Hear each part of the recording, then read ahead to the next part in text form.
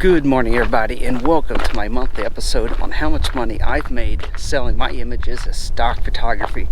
Now, sorry if I'm doing this while I'm on a hike, but sometimes you got to multitask a little bit. So, here are some of the images I've sold for the first time ever.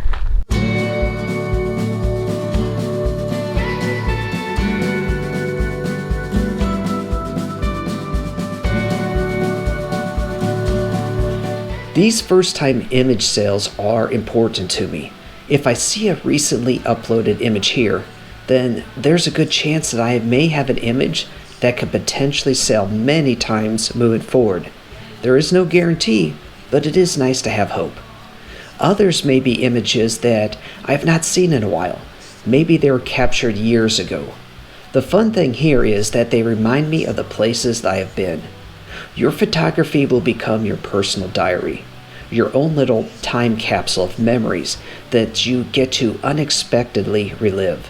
For me, seeing these older images transports me back in time and allows me to, even briefly, revisit these places once again.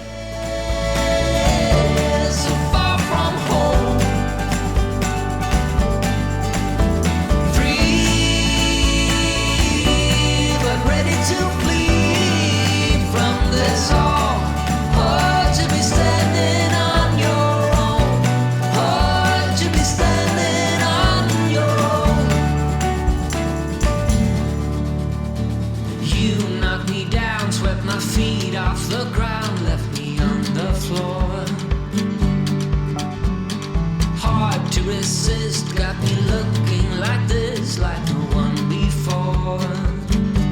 'Cause I must be strong, 'cause this might go on for long. 'Cause I was wrong, and he's always there for you. I keep living alone.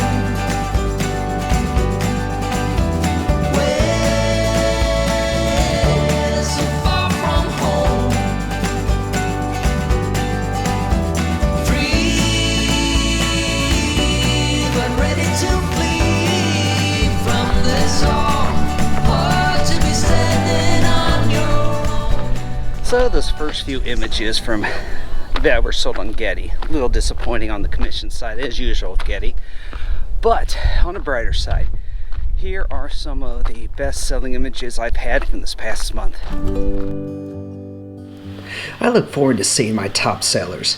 They can make the difference between a good and a bad month.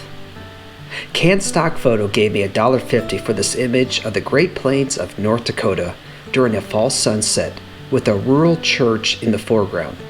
Check out the link in the description to watch the episode when I captured this image.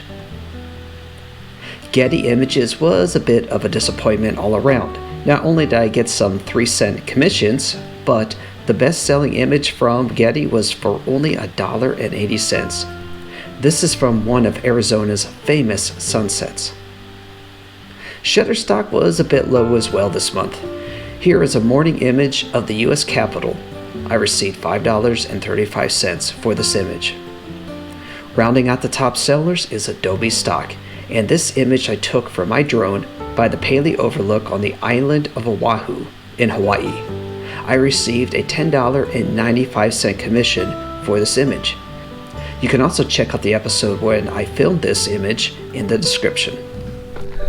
Now, just so you guys know, I always advise people to only do this as a hobby. This is not something you're going to replace your income with. So, just a full transparency, I've been uploading to stock photography probably about 20 images a month for at least a decade. So, you don't get rich fast. Now, of course, I don't really focus my photography on things that are stocky. I like landscape and travel, which is a very saturated industry. So if you're doing still lines or something that's specifically focused for stock photography, you're probably going to be doing better than I am.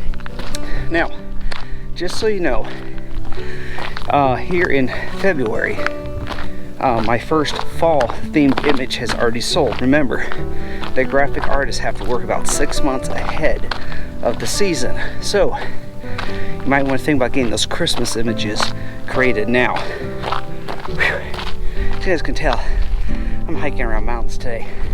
Alright, so let me show you the best-selling images from some of the agencies that I use. Many of you have asked about how many assets I have on these agencies. I have a few. I've been uploading for more than a decade. ShutterStock, Getty Images, and Adobe Stock are my big income earners. The rest, obviously, do not account for much. Truth be told, my process for prepping my images for the big three make uploading to the rest almost effortless. In 2021, I earned $174 from these other sites. That is why I keep them around. This was not my best January. After 5 years of greater and greater profits in January, this one slipped a bit. But the year is young. We'll have to wait 11 more months to see if this is going to be another record-breaking year.